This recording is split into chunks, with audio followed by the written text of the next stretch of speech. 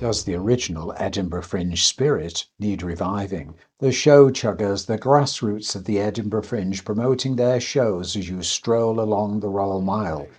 Does the original Edinburgh Fringe spirit need reviving? Compare, contrast, conclusions. The Wizard's Guide to Saving the World, Terry Victor, and the acclaimed Miriam Margolyes, OBE. Does the original Edinburgh Fringe spirit need reviving? Nigel.cecil, calling things out.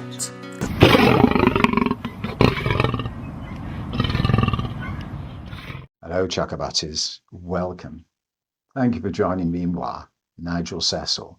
And a big thank you to those amongst our fair-minded and equitable friends who've been in touch, because they are aware that our last two videos published to this channel were based on the fact that Hilary and moi went to the Edinburgh Fringe last week. We had a jolly good time, but having said that, some of you have also visited the Edinburgh Fringe this year. But regardless, all who've been in touch have compared our two most recent videos with those we've published previously over the years from the Edinburgh Fringe. And it's given rise to the question from you, does the original spirit of the Edinburgh Fringe need reviving? We strolled along the Royal Mile, and compared with previous years, our experience really wasn't the same. Of course, you could say, well, it was towards the end of the Edinburgh Fringe and there was a little bit of rain, but that buzz, the show chuggers that we've acclaimed over previous videos, the show chuggers, the grassroots of the Edinburgh Fringe, those creatives who brought their shows to the Fringe in the hope that they will attract attention. They work hard along the Royal Mile and other streets and places in Edinburgh to attract the audiences, giving out their leaflets, doing their performances. The vibrancy they convey to the Fringe is absolutely amazing. Pull that out of the equation, take them away, and what is left of the Edinburgh Fringe? Has it changed from when the original spirit of the Edinburgh Fringe pervaded everywhere? One of the things that brought it more to our attention was when we met Walter. Walter, published in the first video as Van Gogh. Van Gogh, find yourself. Ah. Van Gogh, find yourself. En Provence, n'est-ce pas? Oui. Showing off with a little bit of French. Good. May we have the flyer? Or are these books? This is the Weeble book for all the free shows. Oh, all right. Thank you. You can download the app here. The free shows have been going on for 29 years. It allows artists to come to Edinburgh without getting fleeced. Basically, we don't pay anything for a venue. Some people pay £5,000–10,000 for a venue, and then you can sell out your show and still owe £4,000. So this allows the Free Fringe, PBH Free Fringe, allows artists to come and perform.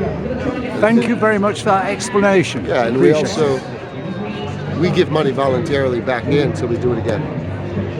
But nobody accounts it. Nobody knows who paid or who didn't. It's just capitalism doesn't understand this model. Thank you very much. Just zoom in. Walter, Vincent van Gogh, Free Fringe, highlighting a business model that they believe very few will identify with nowadays. The original spirit of the Edinburgh Fringe.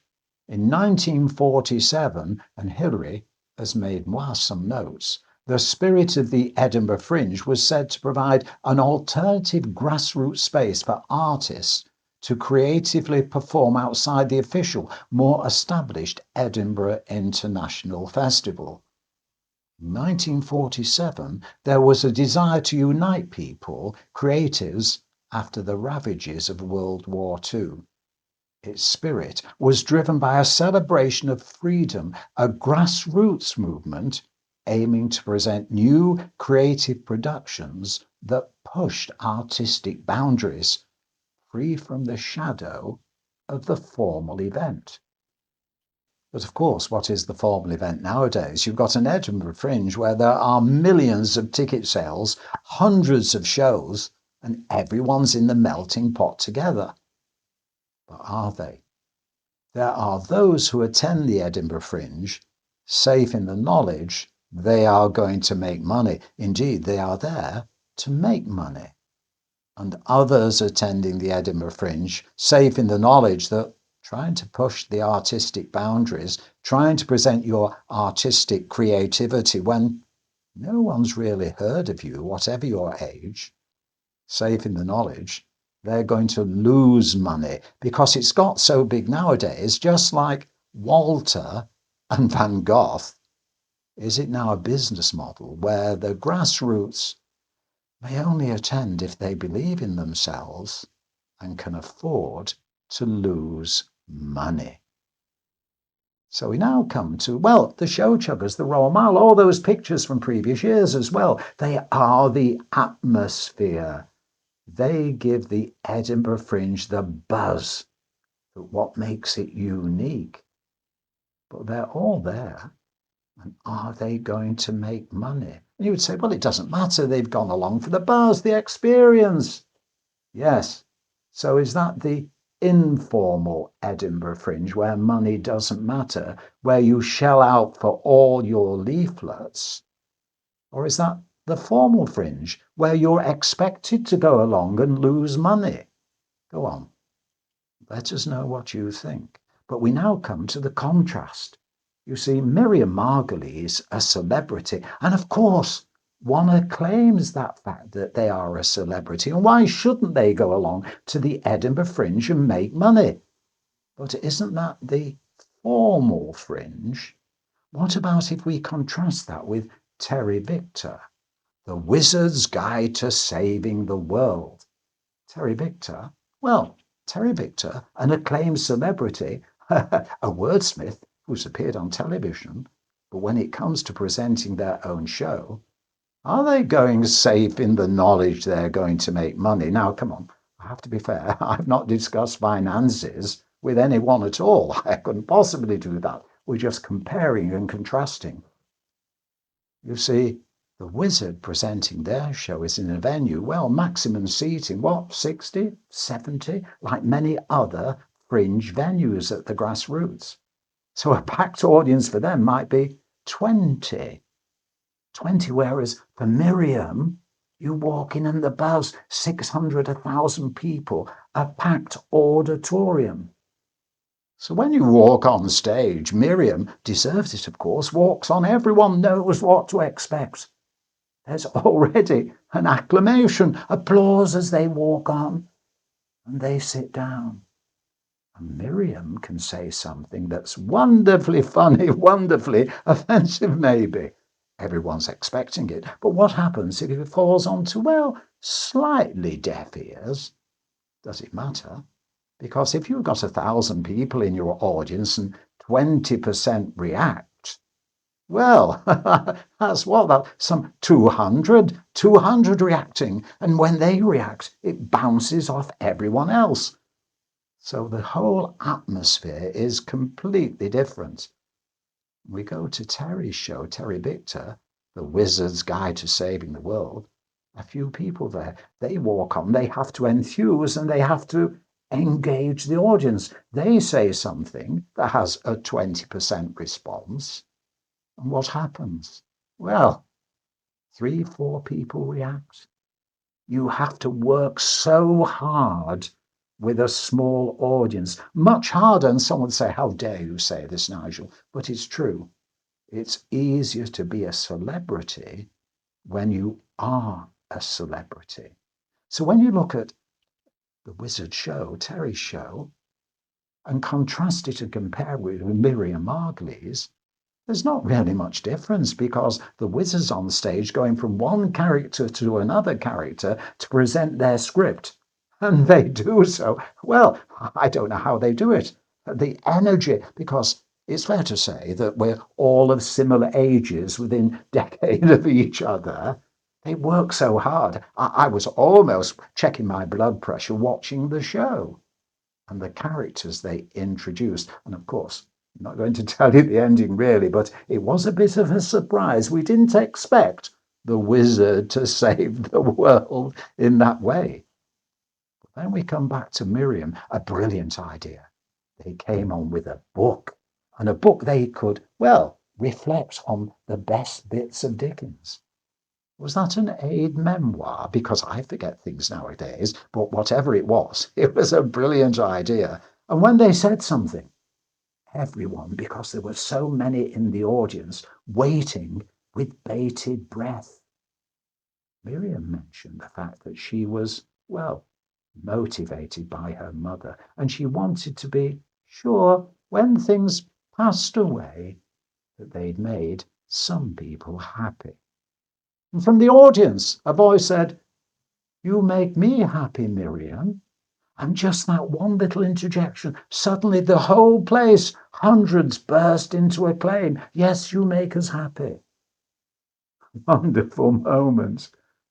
Contrast that with Terry Victor, The Wizard's Guide to Saving the World. Everyone clapped when they said something, and they really enjoyed the show, but 20 people clapping is not the same. It doesn't give you the same buzz as, well, 1,000 people clapping. Indeed, one thing that's worth reminding ourselves of, the sound of silence from 1,000 people is a completely different sound of silence from 20 people. And it's hard work. So do the grassroots of the Edinburgh Fringe need more recognition? Because if they don't get that recognition, are they going to be able to afford to carry on going to the Edinburgh Fringe? Because the challenges now, the costs now, the accommodation, the printing of all the leaflets has become so demanding and expensive that it becomes a challenge, whatever your creativity, whatever you believe in yourselves as an artistic person pushing the boundaries. Can you afford it? Indeed, can we even afford it? The cost of the accommodation in the hotels is, well, OTT during the Edinburgh Fringe, but I'm digressing again. So where does it leave us? What is now the formal fringe, and what is the grassroots fringe, the spirit of the Edinburgh Fringe? We hope someone really will acknowledge the show chuggers who have to give out their leaflets and walk the Royal Mile to promote their shows. I mean, we've got an idea. It'll never happen. But could you imagine if someone like Miriam Margolyes says, I've got my show. I've guaranteed myself an audience because I deserve it over the years. And it really was a good show, Hillary. And so was Terry's for that matter. But if one of the celebrities said, we really ought to recognise the grassroots. Why not?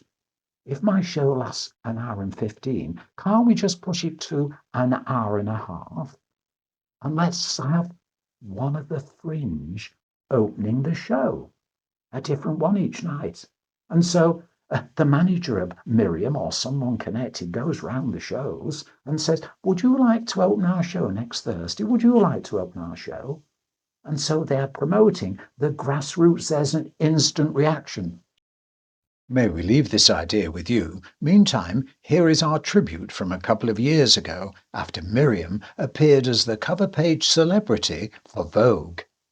Hello, Samantha Margolyes here, and I'm prompted by Progressive Miriam to show you my Belgian bands as well. Back to Nigel with this question. Does the original spirit of the Edinburgh Fringe need reviving? We'll leave that one with you. Please let us know. But once again, congratulations to all the show chuggers. It was a wonderful event. And even though maybe not as enthusiastically charismatic as last year, because we got there at the end of the Fringe and it was raining, we still had a jolly good time, Hillary. And we enjoyed Terry Victor, The Wizard's Guide to Saving the World, and Miriam Margolyes. And we weren't offended because we're expecting things. But in show business, of course, never quite expect everything. So we'll finish as we always finish for professionals in showbiz. To everyone, all artists, good work. All workers, good art. And of course, when it comes to equity, the trade union for professional actors, variety entertainers and other creatives across the United Kingdom, equity to everyone. And of course, in showbiz, solidarity, comrades, because we need to keep our professional fingers crossed. You never know what's going to happen. Grassroots Hillary, come on, everyone. The spirit of the Edinburgh Fringe lives on. Nigel.cecil. Calling things out.